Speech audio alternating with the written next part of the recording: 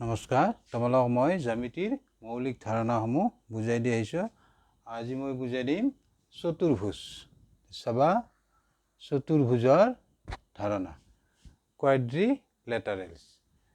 তে চাবা, চাৰিটা বাহুৰে আগুৰা সমতলিক বন্ধ আকৃতিক বা চিত্ৰক চতুৰ্ভুজ বোলে। তাৰপিছত চাবা, যেনে ABCD এটা চতুৰ্ভুজ। চোৱা, এই ছবিটো চোৱা, ABCD এটা চতুৰ্ভুজ, চাৰিটা বাহুৰে আগুৰা, 1 2 3 4 আৰু চাৰিটা বাহুৰে আগুৰা বন্ধ সমতলিক চিত্ৰক বা সমতলিক বন্ধ চিত্ৰক আমি চতুৰ্ভুজ বুলি ক'ম। হল বুজি? তাৰপিছত চাবা, চতুৰ্ভুজৰ বাহু চাৰিটা, AB, BC, CD, DA। এইকেইটা হ'ব চতুৰ্ভুজৰ বাহু। আৰু A, B, C, D এইকেইটা হ'ব শীৰ্ষবিন্দু।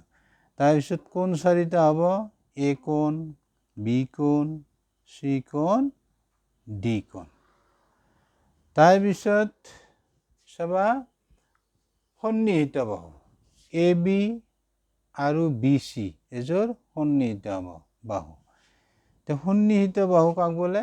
তোমালোকে এনেকৈ মনত ৰাখিবা, একোটা শীৰ্ষবিন্দুত লাগি থকা দুটা বাহুক সন্নিহিত বাহু বোলে। মই বুজাই দিছোঁ, যদি দুটা বাহুৰ শীৰ্ষবিন্দু একেটা হয়, চোৱা, AB আৰু BC বাহুৰ শীৰ্ষবিন্দু B।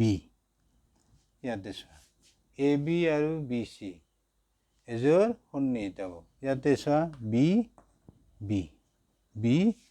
AB আৰু BCৰ এইটো শীৰ্ষবিন্দু। তেনেকৈ BC আৰু CD, Cটো হ'ব শীৰ্ষবিন্দু দুয়োটাৰে। তেনেকৈ CD, DA, Dটো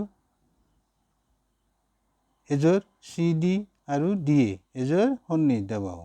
Dটো দুয়োটাৰে শীৰ্ষবিন্দু দুয়োটা বাহুৰে। তেনেকৈ DA আৰু AB এযোৰ সন্নিহিত বাহু।